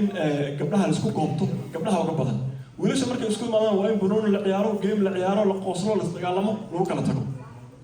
laakiin gabdhaha bullyingka wuxuu gaaraa in gabadhii la isugu tago muslim iyo muslima Soomaali iyo Soomaaliyaani waa la sameeyaa gabadhii la isugu tago iyagoo yar xataa way sameeyaan toban jir ah in gabadha la dhaho adiga groupkeena soo gali kartid circle-keena soo gali kartid gabdhaha marka waxaa jiro la dhaho taas darteed bullyingkaas lagu wado marka dambe la dhaho adiga gabarnimada kuma fiicnin doon oo fool xun tahay maxaa gabar ka tahay wiil ku shaqaysanayo male marka iyadii inay dhahdo waa run waxayna isku dhigto ay dhahdo waa run maxaa waxaan igu wata wiil aan rabaa inaan noqdo inay sida u gasho waxaan dhahnay su-aalihii jawaabaan hadda tuu gala laakiin waxaan kusoo koobaynaa laba ama saddex shay oo ah kow waalidku markasta wuxuu xaq u leeyahay inuu dabcan dee isaga tarbiyada ilmihiisa inuu ka warhayo uu ilmihiisana yani meesha u socda iyo habraaci hagaajinta ilmihiisa inuu isaga mas-uul ka yahay waa xaq taas yani dabcan diiniyan waa aaminsannahay taas kama hadlayno laakiin sharci ahaan waa sharci qaanuun oo gobol waddankana ogol yahay gobolkana ogol yahay waxaan kale waa iska habraac iyo policy iyo waxyaaba yareer oo dadka hadda ay wataan waay laakiin sida qaanuunka waalidku taageeraya laba waxaa waalidka taageeraya curriculum transparency inaad og tahay xaqna u leedahay ilmaha iskuulka wax lagu barhayo hadda iskuullada inaysa dhibka badan ka taageerina laga yaab alxamdulilah laakiin waxa hal meel kuma eka marba meel bay soo maraysaa marba meel bay soo gaaraysaa hadda gobollo badan waxyaabaha ka taageerina gobollada dadkan nimankan jamhuuriga iyo conservative-ka ay degan yihiin ama ay u badan yihiin dhibaatooyinka waa ka taagan yihiin musqulaha hadda iskuullada Minneapolis iyo St. Paul musqulaha hadda lama kala lahan isagoo wiil ah musquluhu caadigu gabdhuhu isticmaali karaa waxuu diidahay male gabdho badan oo Soomaaliya oo ku dhiban yihiin arrintan musqulaha waayo musqusha hadduu wiilku ugu soo galo maxaa samaynaysaa waxayna sharci ka dhiganayaan wiilkan inuu wiil yahay see ku xaqiijinaysa adiga gabadhimuu sheegtayba qofka lagama dhigin sharci inuu isbedelay ma aha inuu qaliin isku sameeyey ilmahan oo jinsiga kale isku bedelay ma aha waxaa ku filan inuu iskuulku maanta imaado oo dhaho aniga maanta gabarnimaan dareemaya gabarha maanta ahay maanta anina raganimaan dareemaya maanta anoo gabara raganimaan dareemaya ragan ahay ilaa hadda xayawaanadkii gaartay qaarkood inay dhahaan yaanyuran ahay eyaan ahay taaxda way gaartay intaan igu waca waa boqolka janrar ay sheegeen ee BBC sheegaysa tan labaad oo ah ilmaha tuushe cabdinuur uu sheegayay tarbiyadooda inuu la socdo inuu la sheekaysan karo in badan hadduu ilmihii iskuulka intuu ka imaado aanan la soconin uu yani homework iyo wixii kawan lagu mashquulo cuntadooda lagu mashquulo oo la dhaho wax ma maqashay wax maa iskuulka maanta maxaa dhacay macallimad hebel ka waran saan ka waran hadda waxaa jiro waxaa lagu bilaabaya pre-k waxaa lagu bilaabayaa ilmaha 3 jir 4 jir lagu bilaabaya maalin weynaa children's hospital ka shaqeysa oo dadkan nagaraanayaasha ka mid ah una ololeysa waxay ku doodaysay ilmaha isagoo 3 jir ah ayuu ogaan karaa jinsiga uu rabo inuu noqdo kugu dhashay maaha ku ilaahay ku abuuray maaha 3 jir isagoo ah 5 jir isagoo ah buu ogaan karaa jinsiga uu rabo inuu noqdo waxay tiri aniga way ugu wareereen ilmahayga ilmaha dabcan kuway soo kastaba kuwayada dhashay maaha waxay tiri iyada dhehaysa waxay tiri adiga waxaa u eg tahay aabbo ilmaheedaa ku dhahay markay soo karsanaysa aabba u eg tahay laakiin cod hooyaa leedahay yani jirka ilaahay siduu ku abuuray hooyanimuu ku abuuray laakiin saa u labisatid iyo timaha saa u jirtid aabba u eg tahay marka ma hooyaan maamaan ku wacnaansa baaba waxay tiri waxaa igu wacdaa labadaas mid u dhexeeyo maanta igu waca marka waxay tiri ilmahayga maanta igu wacan aabba iyo hooya iguma wacaan marka waxay tiri waxaan rab naagtaas children's hospital yani isbitaalka ilmaha ee Minneapolis 24 ku agyaal bay mas-uul ka tahay qaybta ilmahay mas-uul ka tahay waxaa welibana mas-uul ka tahay qaybta ilmaha qaliinkan loogu sameeyo mas-uul ka tahay qofkaasoo kale marka hadduu dhakhtar kuu yahay maxaa ka filanaysaa wax badan kama filanaysa mo marka inaan dib iskugu soo noqon annaka oo gudaheeni waxa ka jira anagale ma aha kuma noolin bulsho oo bulshada iyadoo ku taageeraysa kuma noolin oo ilmihii markuu banaanka maraayo eedeer hebel iyo eedda hebel ee madaxa baxo u dhufanaan ku leeyahay stoos ilmihii lagu dhahay kuma noolin bulshada waxaan ku noolaa dadkii banaanka ilmihii banaanka laga ugaarsanayo oo yakii dabar inta loo dhigo la horkacayo ilmihii waxaa laga bilaabaya iskuuladii buwaagta yaryar ee ilmaha waxaa looga bilaabaya 2 aabbo 2 hooyo iskuuladiina wuxuu ku leeyahay waan ku qasbannahay waayo waxaa dhigto iskuulka ilmo saan ah waxay ku leeyihiin ilmaha iskuulada ma dhigtaan ilmaha iskuulka noo wada imaado dhan aabbo iyo hooyo ma leh qaar 2 aabbo la jiro qaar 2 hooyo la jiro marka waa inay iska dhex arkaan buwaagta ilmihii سؤالها جواب إن شاء الله مركز عن جاري دونان تصل كسر خطيبنا جزاكم الله السلام عليكم ورحمة الله هذا حاجة ديرين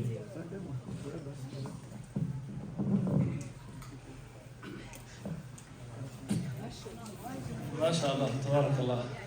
الله يبارك فيك دكتور حولي بقى يا شيخ بشاش وحيا سؤالها قبل كان هو يدين لهين إنه نوشة إن شاء الله تعالى هذا أنا قلت لك واحد ما يقبل أنا ولا أنا نقام مقالة لكن واحد ما يقبل أنا شيخ قطبي خير الله سيو موضوع وين هي وقت بدن بو بهاي هي معلومات بدن بو بهاي هي لكن حين ربي سؤالها مهمة أنا وضد إذين شاحه سؤاله حكى إيمانا يعني سكولة دتان بهاني iskuullada ardada inay isku dhaqan iyo diinahan baa gacanta ku haya sharciyo cusub baa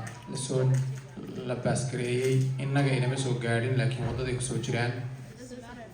siyaabo yaroo fudud bay waxay nagu soo galaan awal hore khaniis baan ka hadli jiray calan baa ilmaha loo soo dhiibaa mararka qaar calankaa ma ka hadli karaan waalidku galaaska laftigiisa laga yaabaa calankii qolyihii in lagu buufiyo ama uu ku dhagan yahay annaga xaq ma u leenahay inaan ka hadallo toy iyo wax lagu ciyaaro baa loo soo dhiibaa ilmaha mararka qaar oo kalarkii nooca ahaa leh ilmihii baa liigu isbedeli karaa annaga maxaa nooga bannaan oo maxaan dhihi karaa xaq ma u leenahay inaan ka hadallo haddii sidaa lagu adkaysto ilmaheena mustaqbalkoodu sidee mu noqonayaa iskuullada aan aadi karno noocay noqonayaan inaan guuro miyaan u baahannahay ma guuraynaa oo ma maqnaanaynaa intaan guuro innaga xuquuqda aan leenahay oo ilmaheena dhaqankooda iyo diintooda aan ku badbaadsan karno maxay tahay macnaha inaan fahanno waayo marka maxaa laynoo ogol yahay maxaa laynoo ogolayn maxaan ka hadli karaa maxaynaa ka hadli karin marka su-aalahaas iyo waxa kugu wareynaya mararka qaar homework baa ilmaha loo soo dhiibi homework waxaaba ka mid ahba inuu ka shaqeeyo macnaha nin iyo naag wax u dhexeeya inuu ka shaqeeyo miyaa mise wuu diidi karaaba maba ka shaqeynaya u dhihi karaa hadduu ka shaqeyn waayo ma lagu ridi karaa imtixaanka haddii lagu rido ma ka hadli karaa waxaas oo dhan waayo macnaha iyo wixii xidhiir la leh in aad marka su-aalo noocaas oo kale inay yimaadaan waa mahadsantihiin qaab ka sare insha allah inaan بسم الله الرحمن الرحيم صد دريميسن دمانتي waad aragtaan Sheekh Cabdirasaaq oo suugaynayna uu inoo joogaa insha Allah tacaala casarkiina waa taagan yahay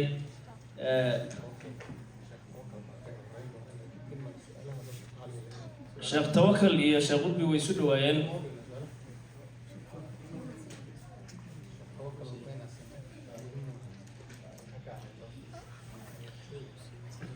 maadaama casarkii aadaankii taagan yahay 15 دقيقة ولا 20 دقيقة وهنشيسين يا شيخ توكل إسماعيل إن شاء الله تعالى ما دام يسكاق نويهين أصيغ شيخ قطبي إن شاء الله تعالى شيخ عبد الرزاق حاشي وتقنانا وينوضم بيا إن شاء الله تعالى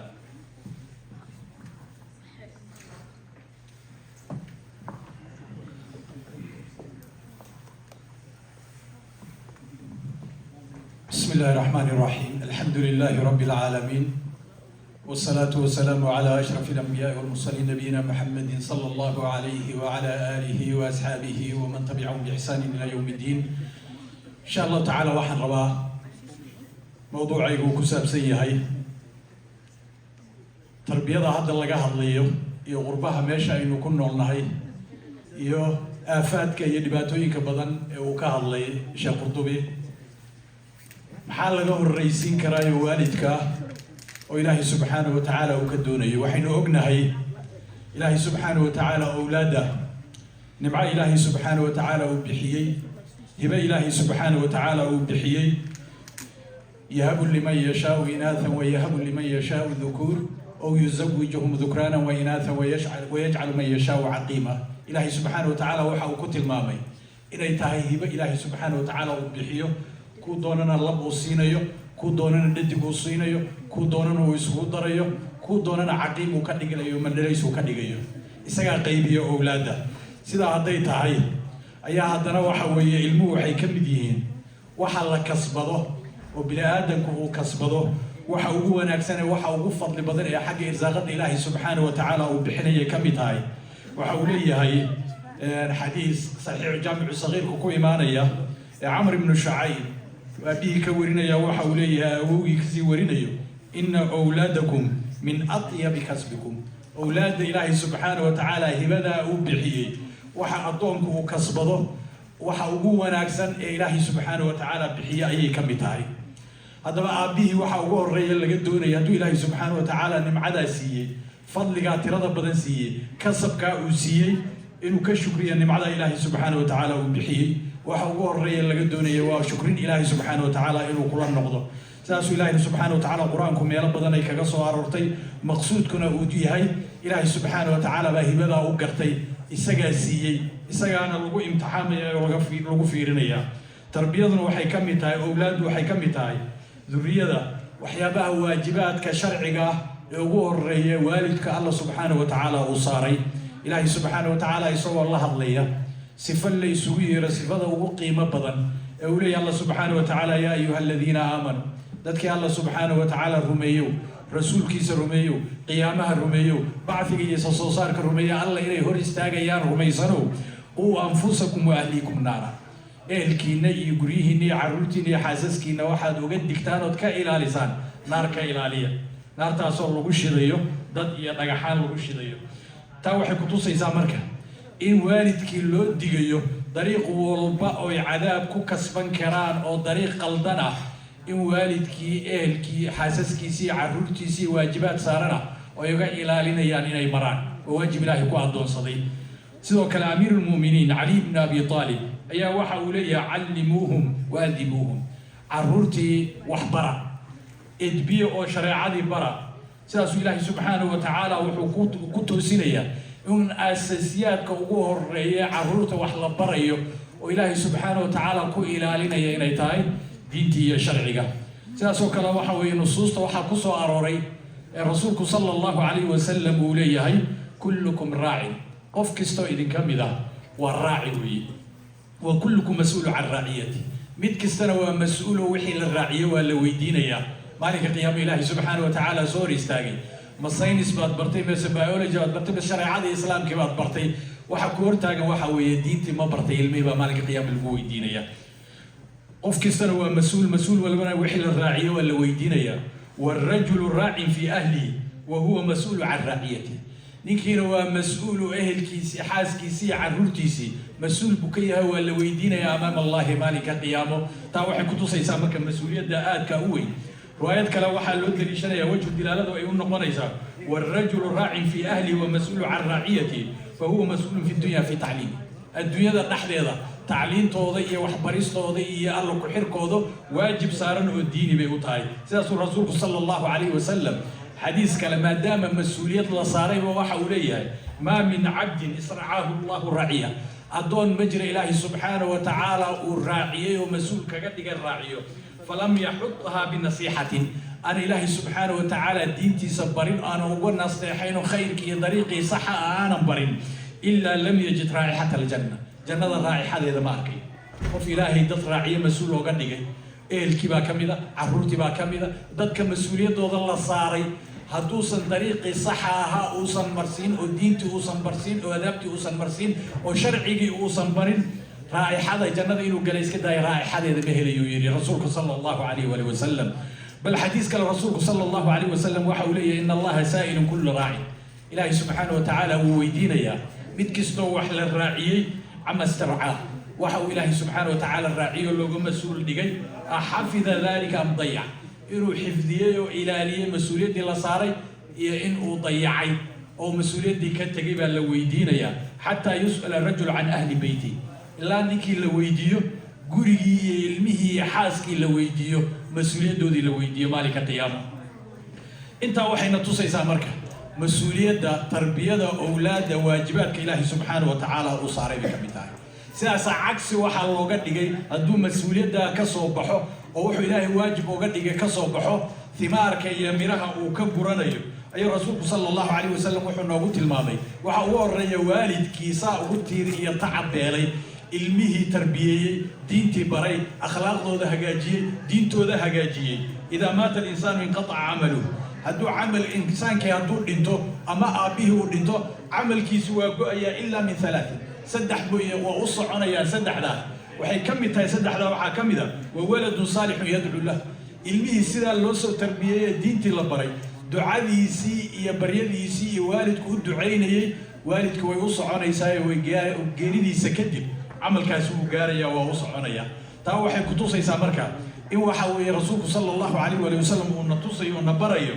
calaamaadkaas wanaaga badan ee khayrka badan waxay ka mid tahay waxyaabaha waalidku u soconaya waxa ka mid ah rasuulku noo tilmaamay sallallahu alayhi wa sallam qofkay u sugnaatay saddex gabdhood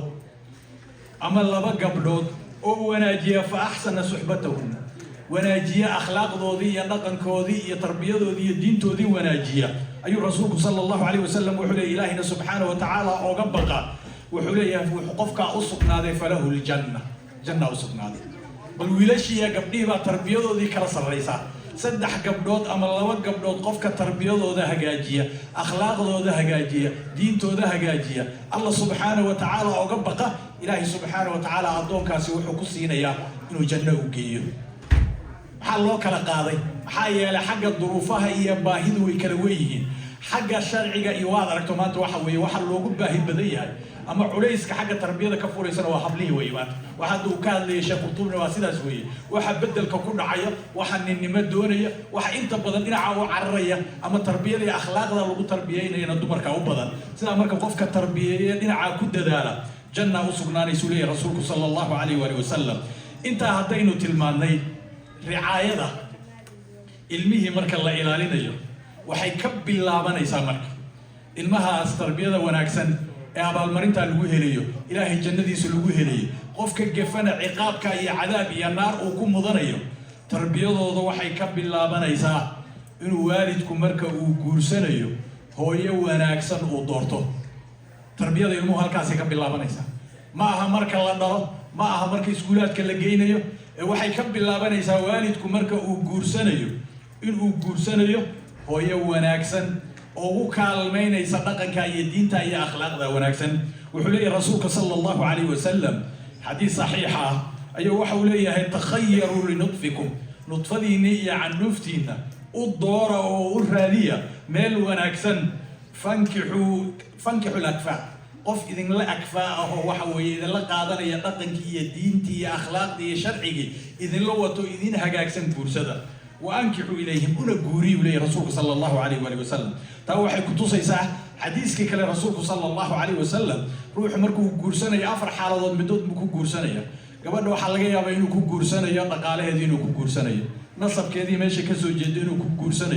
إنو كو جورسنا دين تدينو كو جورسنا حوله هذينو كو جورسنا وحولي رسولك صلى الله عليه وسلم ورقبت الدين تلا دورتا قعنتي نهبورو ذي حي رتاسا صواب كون قريسو inaad wadadii sax iyo khayrkii iyo diintii iyo tarbiyadii iyo diintaas kaga kaalmaysataan oo waajibaadkaas kaga kaalmaysataan waxa inta dheer rasuulku sallallahu alayhi wasallam uu ku tilmaamaya inta kaliya kuma eka oo hadduu guursaday oo haweeney wanaagsan oo diintii iyo akhlaaqdii ugu kaalmaysanayso uu raadiyo bilcagsi de marka hadaysan haweentii haween diin leh aysan ahayn dhaqan leh aysan ahayn akhlaaq aysan lahayn tarbiyada ilmihiina waa xumaanayaan gurigiina waa xumaanayaan waxa imaanaya marka in mas'uuliyadii halka lagu gabo waxa imaanaya ilmihi inuu dhaqankoodii xumaado waxa imaanaya dad adduunyo soo baxayo adduunyo kaliya raadinaya aakhira aysan jadwalkoodii iyo xisaabtooda aysan ku jirin maalinka aakhirana iskuulaadkan iyo waxa ilmaha la barayo ilaahay waxba ka weydiin maayo waxa lagu weydiinaya ilmihi diin ma bartay baa lagu weydiinaya inuu professor ku noqdo iyo inuu waxa weeye PhD ku qaatiyo waxa soo dhan ilaahay agtiisa qiimo kama leh adduunyada nafcigeedu ku soo noqday waalidku inuu maadigii la baro wax xun maaha laakiin waa in maadigii waafaqsan tahay إلهي سبحانه وتعالى سيدو دوني شريعتي سي دقنكي علمي وحاجاجينيه waxa inta dheer haduu hooyo wanaagsan uu doortay waxa kamida waxyaabaha ilmaha tarbiyadooda kabaya habeenka zifaafka iyo guurka aroosku uu dhacayo oo la isu guri keenayo in waxa weeye habeenkaasna lala yimaado tarbiyada ilmaha dhikriga ilaahay subxaanahu wa tacaala raalli ka yahay waxa uu leeyahay rasuulka sallallahu alayhi wasallam law anna ahadukum midkin haddii idaa araada an ya'tiya ahlahu uu doonayo inuu u taga haweentiisii habeenkaa zifaafka iyo arooska ugu horreyso oo qaala uu yidhi bismillah dhikriga ilaahay subxaanahu wa tacaala uu la yimaado wuxuu yidhaahda allahuma janbi shaytaana wa janbi shaytaana maa rasaqtana ilaahu wixii aad nagu irsaaqday shaydaan ka fogee uu yidhaahdo nudfadiisii canduurtiisii shaydaan inuusan ku yeelan dheef uusan ku yeelan maxaa yeele waxaa lagugu sii digayaa cadowga cadaawadiisu ay ku bilaabanayso waxa weeye sharki kula noqonayo kula sheergaroobayo oo wax kula yeelanaya shaydaanka ugu horreeya ummadan luntay hadda lagaaga digayo dhaqankii ka tagtay akhlaaqdii ka tagtay naftoodii bedelay oo dhaqankoodii bedelay oo jinsigoodii bedelay shaydaan baa sabab u ahaa sidaa daraaddeed waxaa lagu leeyahay habeenkaa ugu horreeya bal rasuulku sallallahu alayhi wasallam wuxuu noo tilmaamayaa qofku markuu gurigiisa soo gelayo dikri buu kusoo gelayaa hadduusan dikrigii akhrin shaydaankii baa kasoo dabagelaya hadday waxa weeye islaantii cunto u keento oo dikriga ilaahay subxaanahu wa tacaala la imaan shaydaankii baa dhinac ka cunaya shaydaan gurigii aad keentay cuntana aad ugu dartay gurigaa muxuu noqonayaa caawa dhan stress baa ka furan marka family issue baa ka furan waa la haystaa odagii iyo carruurtii ilmihii dhinac baa la iska haystaa hadduu odagu inuu iska jimcaysto uu rabana habeenkaa jimcada shaydaanku isna dhinaciisu dalow ka tuuranaya washaarikum fil amwaali wal awlaad haddii ilma aad adigu markii horeba sabab ugu aydo waxaad ugu dartay maxaa ka imaan kara marka maxaa ka imaan kara markuu aad iskuulaad geyso oo dhaqan kala did habeenkaa marka waa habeenada ugu weyn rasuulku sallallahu alayhi wasallam ka mid ah waxaa ka mid ah haddana intaa laguma dayin haddii shaydaankii aad ka xijaabtay haddanaba durriyadii inaad ilaahay subxaanahu wa tacaala awlaad wanaagsan oo ilaahay raalli ka yahay inaad ka dalabto awlaad isii keliya maaha ducadaadu inay noqoto dalabka durriyada aad dilayso awlaad wanaagsan inaad ilaahay ka raadiso taas weeytuu rasuulku sallallahu alayhi wasallam iyo qur-aankuba uu noo tilmaamayo ilaahayna uu leeyahay subxaanahu wa tacaala rabbi habli min ladunka nabiyullaahi zakariya markuu ilaahay baryayay uu odhanaya rabbi ow isii min ladunka durriyatan tayiba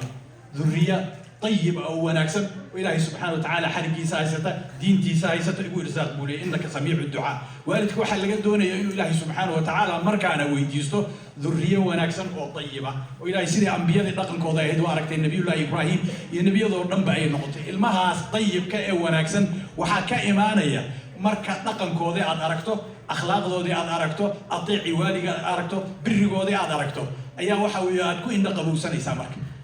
وحاول قلبك كود دقية وحول ربنا هب لنا من أزواجنا وذرياتنا قرة أعين وإن كنا دكسنسا وحاي سمينيا وحاي كنا دقاقيا وحاي هذا السبب وهاي التربية ودي بعد أساس كودي ولا هي المو أنا أكثر مركز صوب حنبا فعل كودي نقن كودي أخلاق كودي قول كودي وحي نقنا يعني المو أنا أكثر وأتكون نقل وسته والدنا والبهارية دراجي بكك مكاح مانيا مجيء بكان نقنيا ملص بيان بكان نقنيا محن نقن دونا أبي كان مصيحنا يا والد والدنا قلبي سوى الدقيها إلهي ببري يا جماعة هو أرصدي دعاء وحي كم يتعي صلبها كلا حجينيا إن علمه كوبد بعدان وحي أنت دير مرك علمه إن لنا يان إن كستو حديث كضعف الوقت ما بعض العلماء أي حسن كدجيان إن دجاها اللوجاء دمه وحقوه الرياء ومغليه إن النقدان إلهي سبحانه وتعالى توحيد كيس لكن اللوجاء دمه تاوح روايات بدن باكوسو أروري وبعض العلماء أي وحوي صحيحين يا أنت هدينو كجو قدم نوحة كمذا مجع وناكسن المهين هذا دورته مجع وناكسن سيد الرسول صلى الله عليه وسلم ونقول الماء بأولياء إنكم تدعون يوم القيامة بأسمائكم وأسماء آبائكم فأحسنوا أسماءكم مالك القيامة وحل لكوجو يا مجع يديني مجع يد آبيهم مجع المها ضد حنيسان وناجية ضبشدية رجحتور مقعية معناها المهي كسر عدان وحوي هلع يجوبشة يضجال يهلع كم وضان إذا كل جر كأنه بدريها ما هي المهم مقع وناكسن اللوبحية مقع وناكسن وحوي النقطة الطريق وناكسن المها وقاته رسولكنا صلى الله عليه وسلم وحوليها إن أحب أسمائكم مقعية إنه وحي إلهي أكتس اللوجو جعل بدريها عبد الله وعبد الرحمن باللوجو جعل بدريها إن عبد الله الله بحية عبد الرحمن الله بحية مقعية أنبياء الله بحية سيدا وناكسن إلمها مقعودة إلا وناجيه قيب تربية الخاضة توصنان إلمها وحكم ذا إلمها وحوي إلهي سبحانه وتعالى إنه كنت المام يوم مقعية وناكسن يوحى الله بحنيه إن السبب يقول نقول إيش حاجة جودة يا خير جودة سيدا كلا وحوي مقعية أنبياء سيدا كلا ويسوع عرضي إلمه إلا بحية وحا أنت عدير magacyada cuquuqa keenaya ilmaha qaladaadka ku sameynay ama habaarka waalidku ku habaarayo waxyaabahaas oo dhan ilmaha in laga ilaaliyo waxaan rabaa culimo kale iga dambaysa موضوع إن كور مرة ربع صلاة دي بتاكن كويوين كلمة الله بحنا إن لقى إلاليو نعنيسا قلدنا الله بحنا إن لقى إلاليو المهم مرة والباب والد كوحوي وحو ناكسن يدكتي سوي مغليس إنه ويرو هبارك أفكو كسارية إن كويوحن يا مقعيحن يا قلدات المهم والد كمرة والباب وكسمينية تربية الله كل حساب وح أنت غير أن ربعنا نقول لحظة قيب حد وكقاعد أنا يش قطبي المهم مركي والد كإسبيتال كقول عليا وقيبها ugu badan ee dhibaatada ka qaadatay ilmihi xagga ridaacada iyo nuugmada caana bangiyeela laga soo lisay baa la siiyaa waxa laga yaabaa in lagu qanciyo la yiraahdo hooyadii naaskeedu caana male sida daraadeed in takhtarkii la joogay Joyce ku yiraahdo caanahan kala fiican oo la soo lisay oo mid laga keenay meel kale haween kale gaala laga soo lisay ayaga la isku daray ayaga siiya in la yiraahdo sida daraadeed dhaqankoodii iyo xamqaaqoodii iyo caqligoodii iyo xumaantoodii iyo fisqigoodii saameyn bay ku yeelanayaan ilmaha caanaha la siinayo in badan shariicadu way noo tilmaantay sida daraadeed in waalidku uu ka ilaaliyo caanaha waxa weeye meelaha kale laga keenayo ee la siinayo dhinac kale hataa nasabkoodii aan la garanayn cidda yihiin aan la garanayn xagga ridaacada hataa sabab ku noqon kara intaas oo dhan marka sababay ugu noqon karaan waxaad ogaataan marka waxyaabaha sii fasaadinaya waxa kamid ah oo hadda sheekhu dhinaca uu ka tilmaamay بيئة أينو كن الله ما دام أينو بيئة أينو كن الله وحي هذا اللي تلمامي أي كم إذا هاي أو إسكولات كي سبب أيويهين بلشدة كلا سبب أيويهين بلشدة إسلام كوحة واجب كن قنية مرك حتى بأركان مرك علمي هنا بابا أيام إسبدل أيام والدك أنتو نوران كرنا أيرتها كل جرك يدقن كماش اللي قلنا لي هني كبرت إن براروج إسلام كودتك كوميونيتي وأي براروجان ويجوز كرا إنسان كرا إسلامي سكول بيدوران كران ويسوق تيجي كان يجوا بدبادة ذو كحرا إن وحول بقول له بدبادة يقول لي ماذا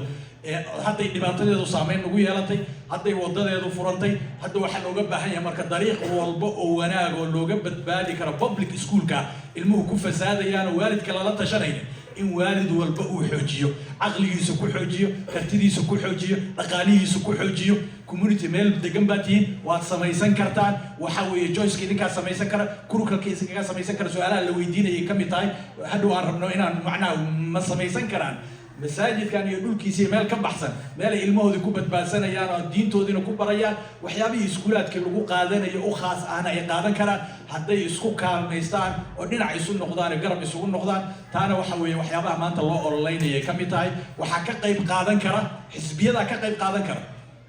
وهذا وضن كان وهذا كان وحوي حزبيه أونلاين يقرن كان يوحن أونلاين يوكله إن هذا عد كاجنا السنين دقالها جنا كوب بحنين وحير المها جي كبو أنت يجي بقى الدقالة كوب بحنين يسكولاتك سيء فساد لهاين علمي هو فساد لهاين وحيوان لقى حد دونين كم يطاي مركع عاد وحكسو كوبيا وقت كسلات ده تاجن إلهي سبحانه وتعالى أولاد الله نوبت بادية إلهنا سبحانه وتعالى طريقة توصل مستقيم كالله نغفر إلهنا وحن ويديسنا بأسماء الحسنى وصفات العلى إلهي سبحانه وتعالى كوهم جو بأدوية إلهنا وصلنا قديقين وإلهي سبحانه وتعالى بدبادي الله نقديه وجزاكم الله خير والسلام عليكم ورحمة الله وبركاته